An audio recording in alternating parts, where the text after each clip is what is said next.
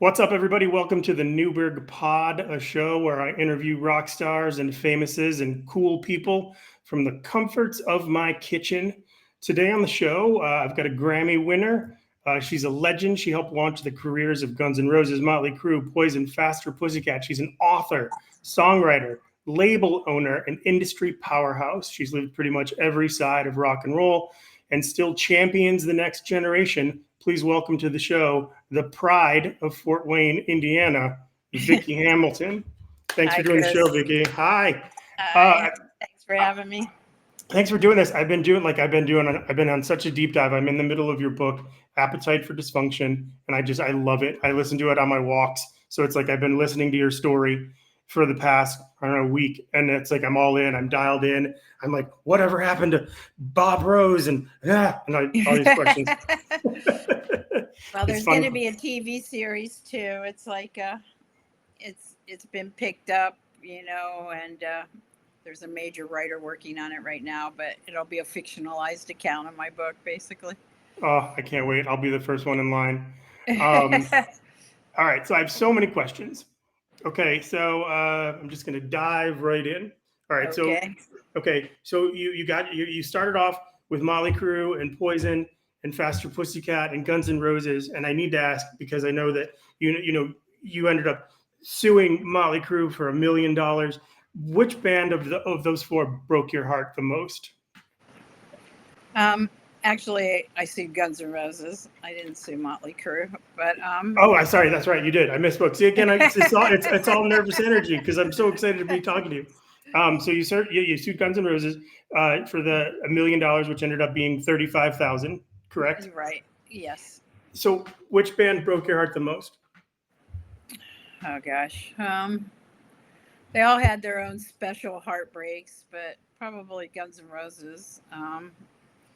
Just because I put so much into it and then I got evicted and, I got the job at Geffen Records, so it was sort of a bonus and I learned a lot about the industry, but,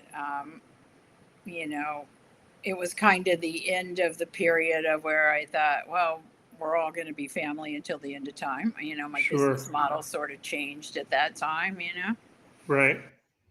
Yeah, it seems like you seem to bend over backwards for the band or for all the bands that you've worked with, and you did everything just like you winged it. Like when you were talking about coming out from Fort Wayne to California, you seem to have accomplished like all of the things that you set out to accomplish. Did you know that you were like basically making the universe have all this stuff happen? Because it seems like everything you asked for, you put yourself in that position to get it. Well, I'm glad it seemed like it was easy. It was never easy. But I'm a firm believer that you can make whatever you want happen, if you believe it and strive for it hard enough. And I'm happy to hear myself say that right now because it's, kind of a tumultuous time, especially with the government and everything else. But yeah. Strange days indeed. Absolutely.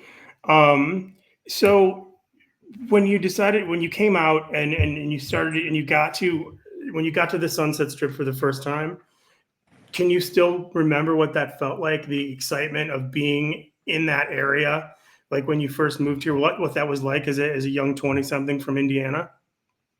Yeah, I kind of felt like Dorothy from The Wizard of Oz, like I wasn't in Kansas anymore, and that the Sunset Strip with all the music billboards and all the rocker people in Indiana was not like that, and going to the Rainbow, and I was like, yeah, I found my tribe. This is what it needs to be. And I kind of obsessed over the Sunset Strip for the next, I don't know, 25 years, I guess. But yeah.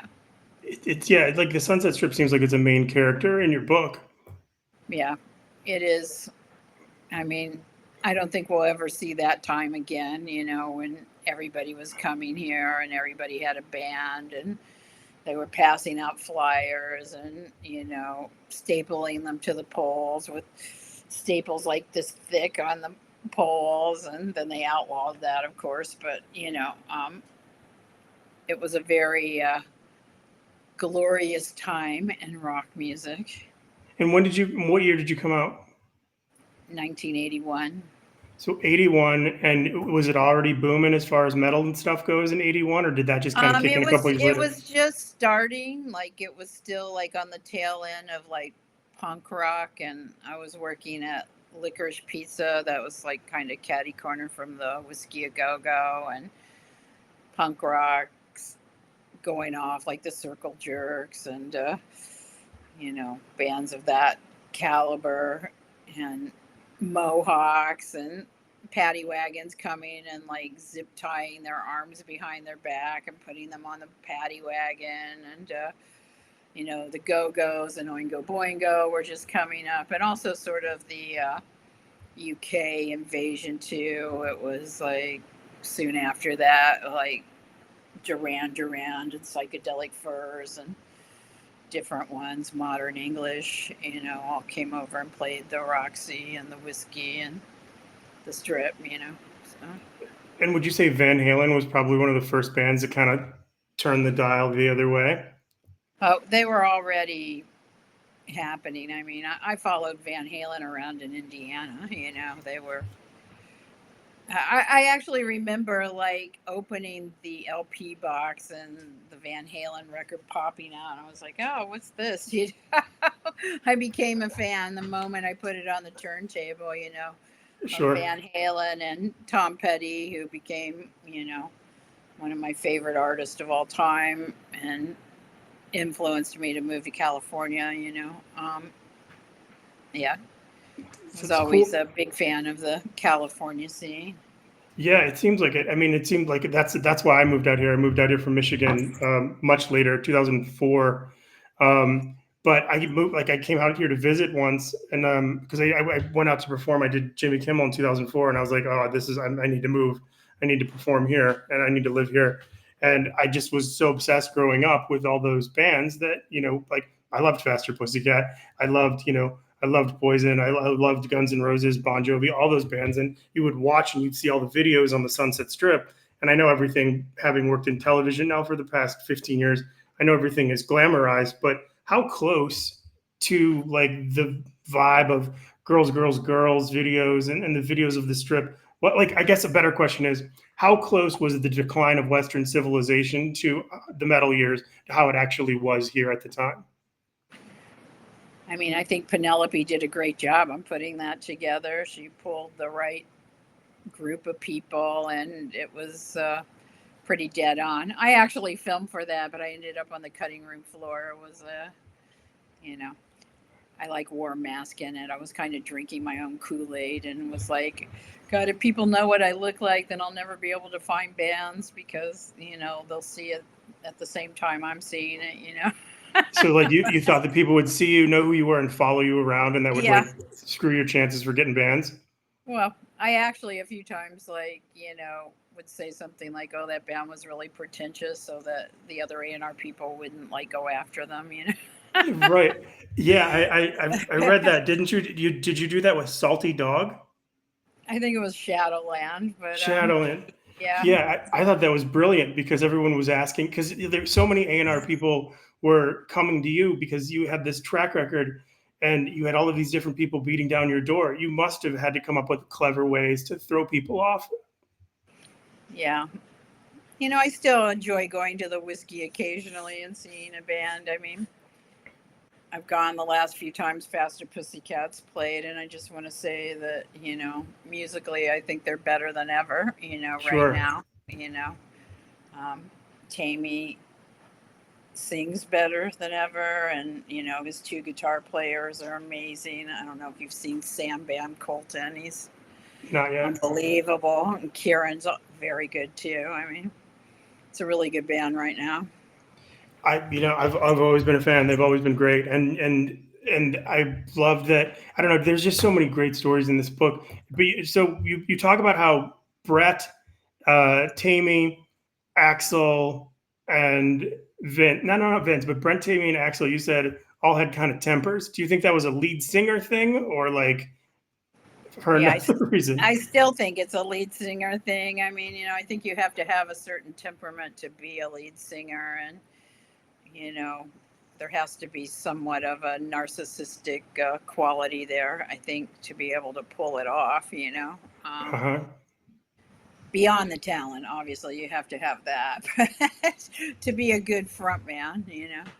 Yeah, it just seems like the things that they were upset with you about seem so ridiculous, and it's just like then you were talking about grown men who were just acting like children, and it just seems so funny that the limousine story with Faster Pussycat to me I thought was hysterical because of traffic. Tammy was upset with you all night. I think, am I correct? Am I getting the Yeah, break well, this it one? was Valentine's Day, and we had like worked out a schedule, but wasn't a lot I could do. Also, the restaurant was running behind and the whole thing. It's like, the best laid plans sometimes. Yeah, that makes sense. All right, that's fair enough. That's fair enough. So, how can you tell when a band has it? um, I don't know if it's any one thing really, but usually when I hear it, the hairs raise up on my arm. I get goosebumps, and I can't really define it. I just know that it's it. Um, it starts with good songs. They got to have good songs, and uh, you know emotional songs that make you want to feel things. Is that because you're a writer? Well, I'm sure that has something to do with it. Like, I'm a definite lyric person. A lot of people aren't. They just like vibe with the music. But, for me, I want it to speak to me in some way, and be Got to relatable. You got to connect with it. Yeah. When you're writing, like when you're writing a song or when you're writing poetry, is there an inspiration necessary, or does it just come to you? It just flows out. Um, it usually comes from somewhere, and it's usually when you feel like you're squashed like a bug on the floor. That's when the best stuff comes. I tend to write poetry when I'm trying to work through something. It helps me figure out what's really going on with me, because in the end, it's all in my head, for the most part. And then do you analyze the poetry like afterwards and be like, "Oh, this is what's going on with me"? Um, yeah, I suppose I do to some degree. I put out a poetry book this year. It's like I've been writing poetry since I was like 12 or something. So I took the best ones and put them out. But, I only really So did that for me. Poetry books don't really sell. But I wrote some really good gnarly shit about the record industry, which was, always a source of my frustration. But veiled illusion or veiled illusions. I can't read my yeah. writing. Yeah, Excellent. Veiled Illusions, yeah. Veiled illusions. Um, when you're writing when you're writing songs, or when you were writing songs, like with the stuff that I was listening to, it's over but I don't know I know the concept of it was you were talking about it's all over but the shouting, and then you wrote the song with Darling Cruel. I was listening to that. Did you decide based on the sentence that you heard that you were like, okay, this is what the song's going to be about, or did you collaborate and like have a vision? Well, I basically heard some minister say it on, a Christian talk show, and I was like, God, what a brilliant line. And I, sat down with Greg Darling, and we just kind of hashed it out. Um, but then I put my own spin on it. Sure. It definitely didn't come from a spiritual place per se.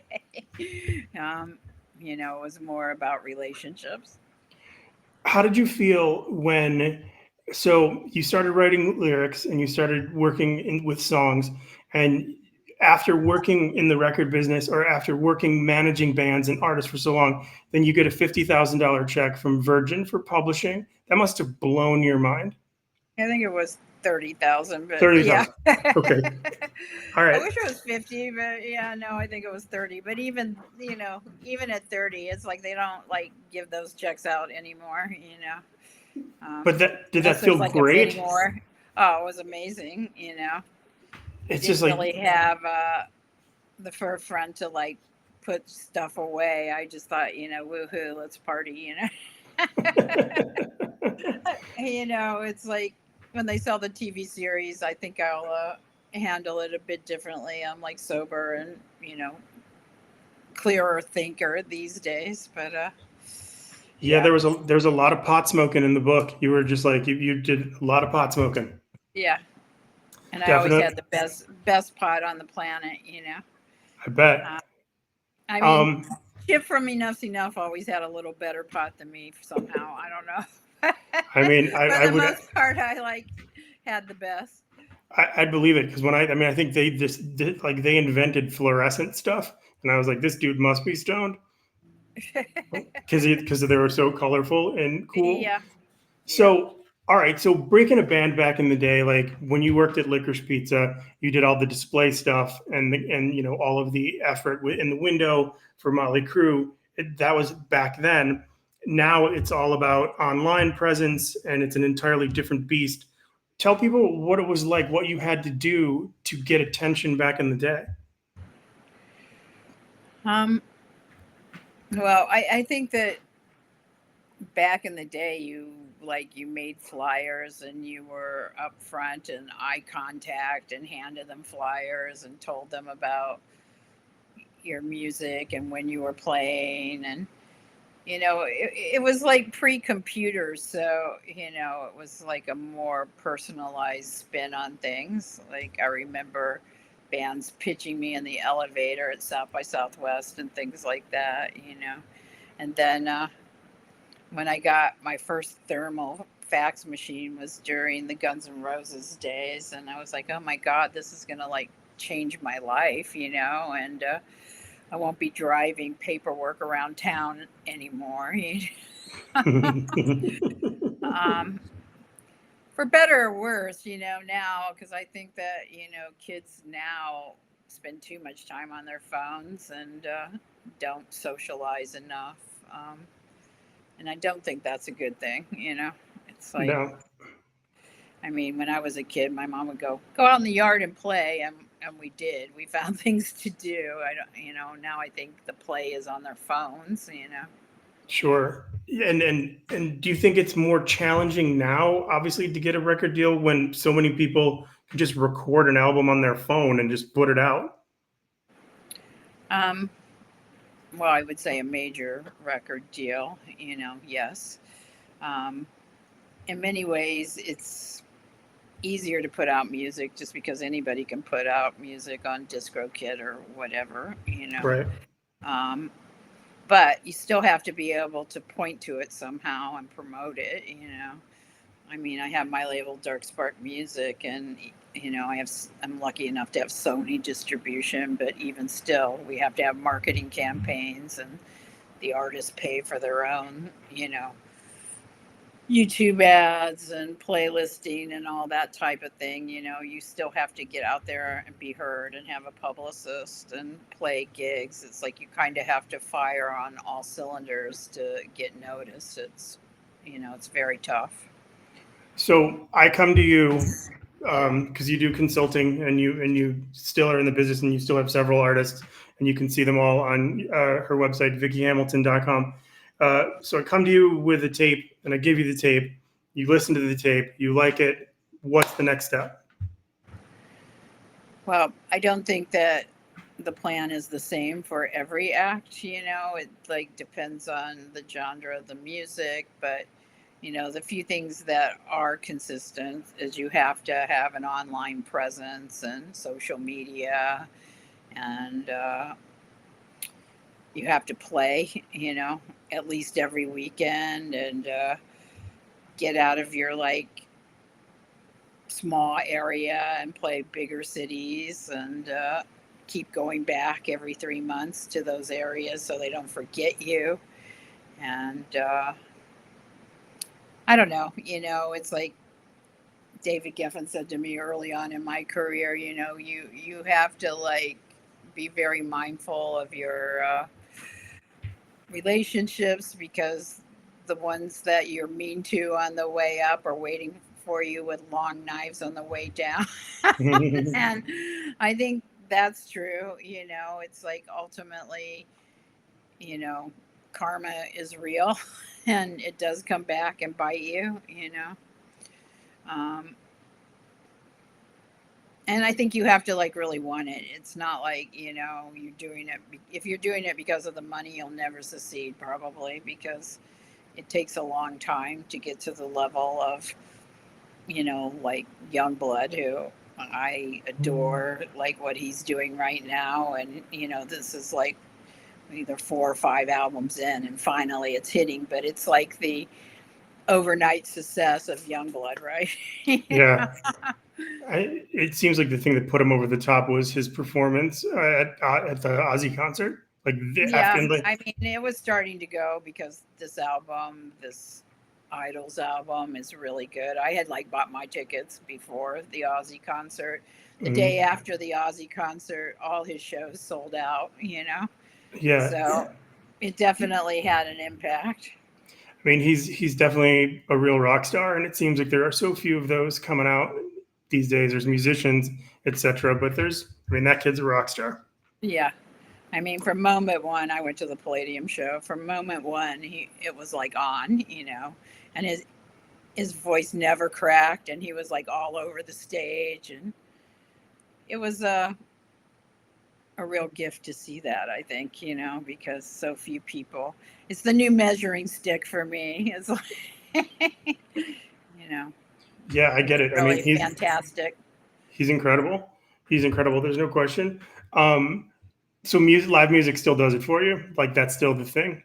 Oh yeah. I mean, there's nothing quite like how music hits you in the heart when you're standing in front of a loud amp with earplugs in these days. But I still like the impact of live music. Absolutely. It's just, I don't know, it's just the greatest thing, just feeling it pumping through you. You're right. It's definitely with the earplugs. I was interested in something in the book that I found fascinating because I'm a huge fan of Toad the Wet Sprocket, and and so to go from all this metal stuff, metal, hair metal, rock and roll, and all of a sudden you're like, oh, I'm off to Santa Barbara to see Toad the Wet Sprocket, and you courted them. What drew you to Toad the Wet Sprocket? Well, actually, I saw them at Club Lingerie in Hollywood first, and I got there early to see a band that I was going to see that played after them, and I was like, holy shit, what is this? I mean, that kid just had such a great voice. Yeah, Glenn. Soulful. Yeah, I really liked it. I mean, I'm an alternative enthusiast too. I would say that I listen to more alternative music than rock music these days. I'm not as angry, but Toad was one of the first ones that I gravitated towards. And Geffen went for it, but Sony outbid them. I think it was like nearly double in the end. But but they've had a pretty good career. They sent me a gold record, so that was awesome. That's great. That's absolutely worth it. Which is your favorite David Bowie record? Boy, I have to pick only one. Okay, you can pick 2. I'll give you 2. You'll give me 2? Yeah. I think it would be Ziggy Stardust and, I think I have to have 3. Ziggy Stardust, Scary Monsters, and Pinups. Okay. Yeah. That's cool. Yeah, Bowie's the best. I got to see him on the tour when Stevie Ray Vaughan was playing guitar with him. Oh wow. Yeah, it was a long time ago, but it was phenomenal. All right, a couple more questions, then we'll jump into rapid fire. I'm loving this. I love that you're so cool when I'm like so close to the correct information, but a little off, and you're awesome about it. Let's see. So you've hustled for the longest time, and you did all this stuff, and now you're helping out people still consistently. What is it about the younger people that makes you want to help them? Is it because you're already established, or is it just because you want to keep it going, or is it just who you are? There's a piece of me that still falls in love with potential, and let's face it, artists are nicer when they're new.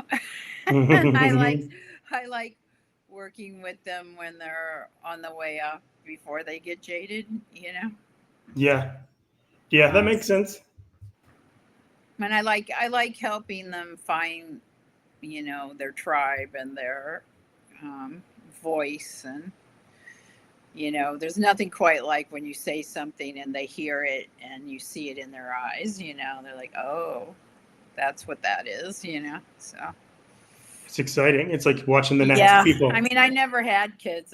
You know, I have beagles. You know, it's like the bands have been my kids. You know. Yeah. And I just read that part of the book because there was a psychic who told you the dogs would be big in your life. Yeah, well, I was a dog walker for a long time. I didn't know that's what she meant, but yeah, yeah. That's funny. Okay, well, this has been But awesome. I love dogs. Dogs are So great. yeah. Dogs are great. All right, are you ready for the rapid fire round of every answer is correct? I'll give it a go. Okay. Let's see. What is more of the same?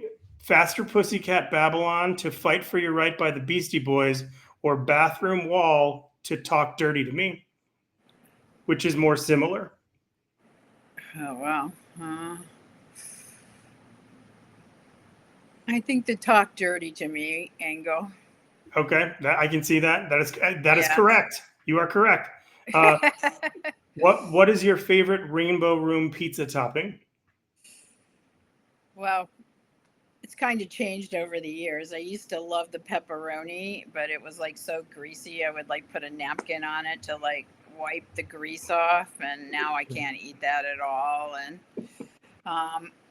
you know, I would probably either have a just cheese pizza. The last time I had the barbecued chicken, I didn't feel good after I ate that, but I normally like that. So Right on. You are correct. All right, we're going for question number 3. How gross was the bathroom in your apartment when GNR shared it with you? there were none grosser, you know. Hefty bag in the bathtub to like take a shower because you're afraid you would catch something, and like blue black hair dye all over the walls, and you know, all the towels are very well soiled, and yeah. And I think Okay. that same bathtub is still in that apartment. You know, I did an interview in there like 2 years ago or something, and they had changed all the effects except for the bathtub. And I was like, okay, well, been a lot of rock stars in that bathtub. But Yuck. yeah. Okay, who is more frightening, Doc McGee or Kim Fowley? Oh, Kim Foley by Kim far. Yeah. Kim Fowley. Yeah. Okay. Yeah. You are correct. Uh, let's see. You've made it. You've had massive success. You were able earlier in the pod to say that you can say that now. At what point in your life did you realize that you had? Well, I don't know if I've made it to the masses. Like, you know, it's like I've had some of the fame. I still haven't made like the big money yet. I'm hoping that's still coming, but um, I don't know. I guess when I made the June Carter Cash record and it won a Grammy, it like really clicked with me that I kind of know what I'm doing. And if I could have a country Grammy win with never having worked a country record, I must know what I'm doing. You know? Absolutely. That is correct. All right, a few more. What if Tom Petty told you to move to Buffalo? Am I going to live with Tom Petty? I would probably say yes. All right, cool. That is correct. What is the best hair metal song of all time? Oh my gosh. I'm going to go with Welcome to the Jungle. I mean, It's a great song. yeah. It's a great song. I found it really super interesting in the book when you said that the straitjacket scene in the video was inspired by Axl watching all those faces of death. Yeah, Faces of Death. It's Yeah. crazy. Yeah, Crazy. he ran it back and forth a few times, you know. Loved it when the eyes popped out, you know. Loved it. That is That correct. and the Sid Vicious My Way video. Oh my gosh, that was fun. I loved that video. All right, two more, and then we're done. Okay. You worked with three of the biggest bands of all time. Which one do you feel in your heart Bowie would have liked more? Um, I'm going to say Guns N' Roses. I mean, I know that he and Axl had a fight over one of his girlfriends or something, but I know he was very fond of Slash's mother, so that probably evened it out, you know. Okay, that is correct. And final question, what is next for you? Hopefully a TV series, and I have a record label. I'm still doing bands. You know, I've got Motherwind and Lizardfish and Jim Camacho and a lot of acts that I'm promoting. And, you know, I'm going to probably venture into some animated AI. I'm not going to talk too much about that, but I'm headed there. You know, I figure you got to lean into it instead of like run from it and figure out how to make it work for you, you know? Absolutely. Well, that's great. Well, thank you, Vicky. Thank you for doing the show. Everyone, if you're interested in connecting with Vicky, you can find her at vickyhamilton.com or see her on Instagram at darksparkvicky. Vicky, thank you again. And darksparkmusic.com is my record label. So. Yes, and darksparkmusic.com. Thank you again for doing the show. I'm such a fan, and I'm going to sign off now. Okay, thanks for having me.